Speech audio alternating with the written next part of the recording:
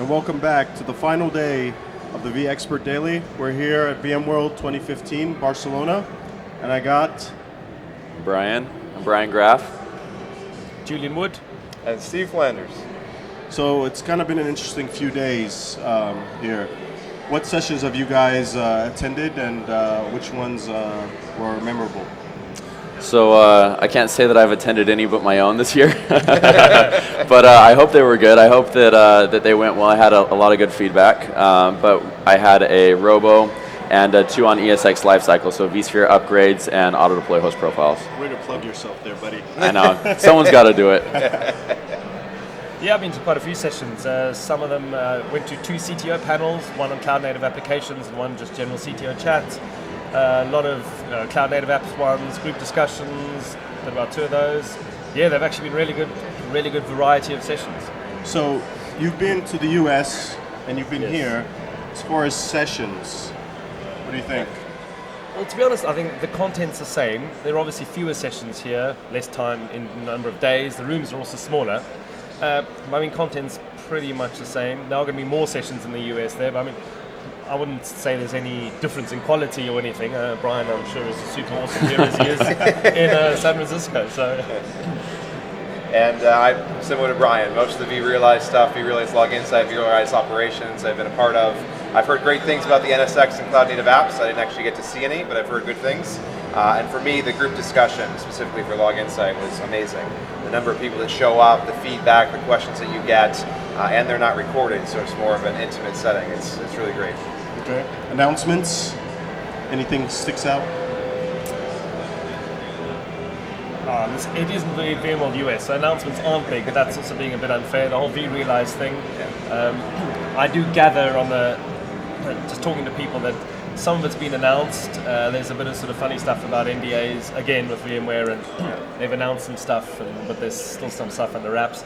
But I think the one thing that if vRealize automation, you know far more than me, is going to be far more easier to install. Yeah, That's got to be a win. Yeah. So even just from that, never mind lots of all the other stuff and the blueprints and everything. Yeah, that's a good winner. Yeah, there's been some vExperts that got to have a special pass in and see what's going on with that. Yeah, and there was a lot of positive feedback. A lot of people left that pretty excited, and being part of, I haven't been a part of the development, but I've been able to see it as it's gone along, and I'm pretty excited about the improvements with 7. I agree. I think VRA 7 is probably the big announcement. Yeah. So rumor has it that one of your little features made it into VRA 7. You want to elaborate? Yeah, well, I mean, so there's always been issues installing VRA. I think that's kind of an understatement with some of the prerequisites. And so back with 6.0, I created a prereq script that allows customers and users to really quickly just run this script and get through all the prereqs on the Windows machine. And so 2 years later, we've got that coming out in the product. So I'm excited because I don't have to update that anymore. But I'm also excited because we've been able to see the value from that and be able to implement that in the product. And what was the script written in? Ruby? Python? PowerShell. Yeah. Go figure, right? Don't give him any more plugs. He doesn't need any more. I'm just a plug machine over here. So, party. Did you guys attend? What'd you think? Yeah. Did. Very good. I was surprised to hear that not many people had heard of the band Faithless. They I knew one song. One. There we go. Suddenly one of their songs. Scary enough, it ages a lot of people to know that song was released 20 years ago. But yeah, I thought they were actually awesome. And even chatting to people who'd never heard of Faithless before, so it's not as though there's a historical kindling of our youth. People said it was really good. So. I agree. I liked it. I thought it was good. I actually played chess the entire time. But the music was great. But no, I got to interact with a whole bunch of people, network, and I mean, tons of food, tons of people. Great social event. I'm putting you on the spot, buddy. You're calling me out. You're killing me here. Yeah. I didn't go to the party. What? What? I think I was at dinner with you. Oh yeah, that's right. You didn't go either. But I heard it was great. Twitter was erupting with great pictures and people raving about it. So I figure when you've gone to 2 VMworlds in 1 year, you're only going to go to one party. So I kind of bailed on this one. So as far as we've talked about updates. We've talked about sessions. I mean, what are you guys looking forward to next? Especially after this conference, usually you're energized, you're pumped, you're ready to kind of go back and either blog or work on the next thing. What are you guys looking forward to?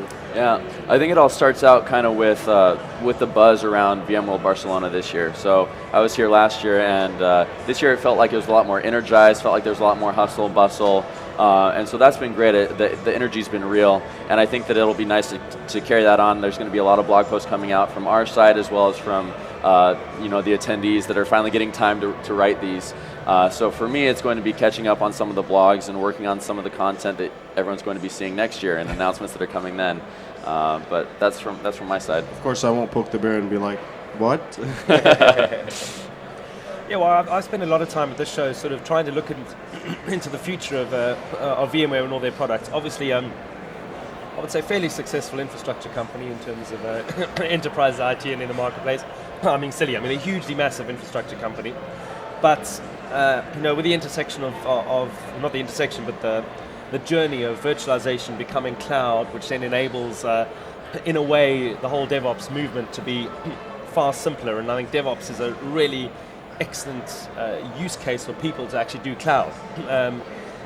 Because all of that automation and all of that kind of continuous improvement, continuous delivery, once you achieve that in your own company, well, when you're spinning up stuff on premises or in the clouds, that gives you that flexibility. But I've been sort of a bit critical of VMware, thinking that the next stage is all containers and microservices and all that kind of thing. And you don't have to have VMs. Of course, they make it better. And but what's the big change? People are going to be thinking developers, bare metal, containers. Why do you need this whole virtualization layer? And I've been reassured.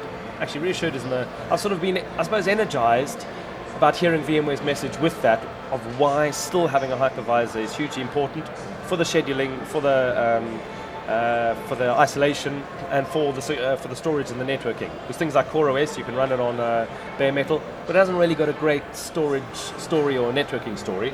VMware does. So I have actually come away from this show sort of a bit more positive of the future, thinking that there is still very much a place for VMware and a hypervisor, even in a microservices. Have you looked at Photon yet, or? I've had a brief look at it, but just over here. But also, I'm an infrastructure guy who's done most of my stuff on Windows as well. And so also for me, this is like, whoa, this is Windows this 10 is weird. It supports it now. Come on. Yeah. But actually, an interesting thing from the Photon platform and also the vSphere integrated containers, I also thought. I thought actually there was more integration than there is, and I thought, that's going to be a difficult thing. But in a good way, there isn't, because what it does is vSphere integrated containers just talks to Docker, basically pulls a list of the containers and sticks it in the vSphere client.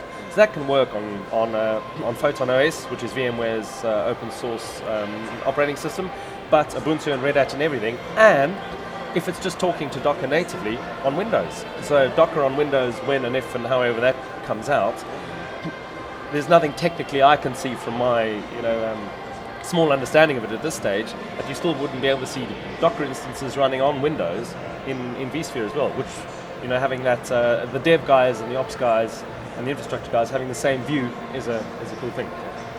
Well, first I'd be remiss to say thank you for saying on-premises, right? It comes up all the time.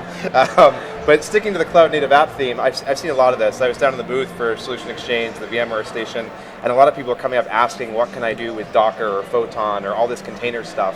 And one interesting use case I heard was, I want to know, like, I'm an IT admin, I'm a VI admin, I've deployed a virtual machine. I want to know if my developer, if my application team is running Docker or running a container of some sort, and I want to be notified, because sort of like when the developers went to the cloud, went to AWS, that was a bad thing, because you can't control the security, you can't figure out what's going on. Well, we have some of the same concerns with Docker or with containers in general, and clearly the cloud native app direction that VMware is going in, that whole one VM to one container model, solves a lot of that, but at the end of the day, someone could still deploy a large VM and start running different containers. So we actually looked at it in the booth. We spun up a Docker running on Linux, and we forwarded the logs to Log Insight. And shameless plug. And we were able to detect when a Docker container was spun up. We forward that to VROps, and we use the compliance engine to basically tell the admin, hey, you're out of compliance. And then we took it to a VRO workflow, and we said, why don't we shut down that VM, because that's actually not what we wanted. That's brutal. That's brutal. But it was really cool. Containers. Right. It was really cool to see the use case of really you can use everything in the stack to figure out what's going on, and cloud native does matter, so people are looking at ways to monitor, to manage, to get infrastructure information, and there's a variety of things out there to do it. So you're mentioning like blog posts or things like that. I think you're going to see more stuff like that. I know I'm going to be doing so. So now you're the container Nazi. Yeah.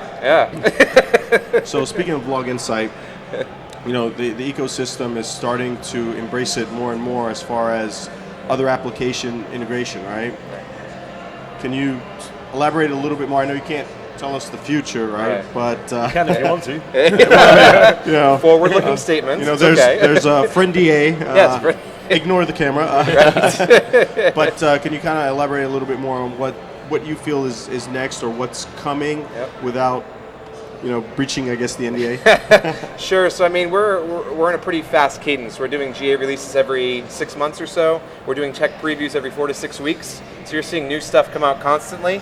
I think taking a step backwards real quick, one of the potential pitfalls is it's called VMware vRealize Log Insight. So you're like, it's great for VMware, but I can't use it for my physical, I can't use it for my AWS, I can't use it for my Docker. That's not true. I mean, Log Insight handles syslog. All these devices support syslog. So really, we're running the gamut on the things that we can support, build for, do troubleshooting, root cause analysis for. Our longer term vision, we want to make this easier for everyone. I mean, really, when you're talking about log, it's a big data problem. And you need to be able to bring all the pieces of your entire infrastructure together. And you have, in traditional IT, a lot of silos. My storage team, my network team, my systems team. They all need to see their logs, but maybe you don't want them to see each other. So we have all this role-based access control, this multi-tenancy type framework in place. You're going to see us investing more heavily in that. And some of the key value adds of Log Insight in general are ease of use, being able to have anyone log in and use the system. We just released 3.0 a month ago. We have rolling upgrades, so even admins have an easier time. We have an integrated load balancer, so you don't need third-party things. You're going to see us continue focusing in those areas long term. So how does one get in on the betas? We have an expert community, loginsight.vmware.com. Anyone can register for free. As part of that, you get two things. One, access to this tech preview program. But second, you can actually vote for or submit feature requests. And we have a popular list. The top 3 or 5 things are things that you're going to see us incorporate into the product very quickly. So I definitely encourage you to vote and submit your ideas. All right, so tapas, community food, Yes. or too little? You need more of a full meal. You mean on top of the food they provided here? Actually, the food here at the conference is actually pretty good compared to VMworld US. I've been enjoying the sushi. I have to admit, I actually went and got a hot meal yesterday, and wow, the fish, the lamb, I mean, wow. It's been good. It's been really good. No, I think everyone, at least US based, when they come over here, we all prefer to get the tapas, right? Yeah. And it's been pretty fun. I think from a cultural standpoint, being over here and spending 4 hours having dinners and you know, collaborating, getting to know people. I mean, that's all part of the VMworld experience, in my opinion. But it's not something that you get in the San Francisco VMworld. Yeah, they seem kind of nonchalant here, especially when it comes to taking your order, and so you could potentially spend about 4 hours just waiting for your food. Yeah. But the networking is great, right? Oh, I mean, in the US, there's so many people and things happen so quickly, and there's so many events happening, it's hard. Here, being a little bit smaller, taking 4 hours is okay, and you end up running into more people. Like, everyone's in the same areas. So even if you're at a 4-hour dinner, someone else will join in eventually, and the food's amazing, I agree. The tapas are great, the paella is great, and I like the variety. Like, even though they're small portions, you can try a whole bunch of different things in one sitting, which is really nice. Oh yeah, absolutely. Probably tell I enjoy my food. And the nice thing about the tapas, taste a whole lot of different things. You're not committed to a whole meal. It's like, that wasn't particularly good. But yeah, definitely a shout out to the VMworld organizers, Barcelona. Graf at the conference was very good. Do any sightseeing while you guys have been here?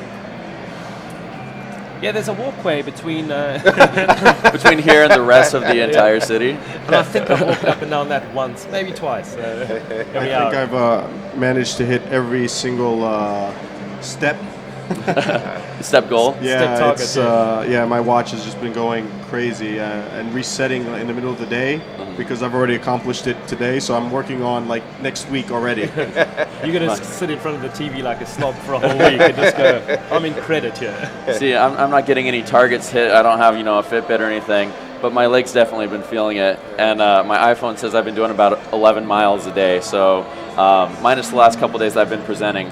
But it's been great. Went to a lot of the normal places, went along the beach over by the W and ate at a few restaurants there and saw some of the cathedrals. There's a lot of history here, and it's fun to see that.